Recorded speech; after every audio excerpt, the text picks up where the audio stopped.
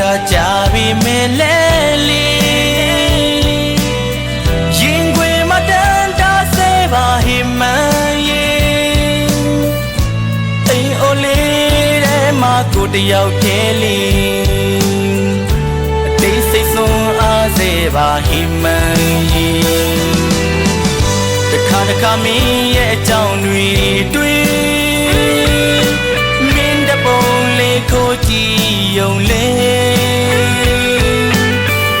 အငါတို့ဝေးတဲ့အကြောင်းတွေတွေ့အိပ်စမရပဲညနေမှဆွေး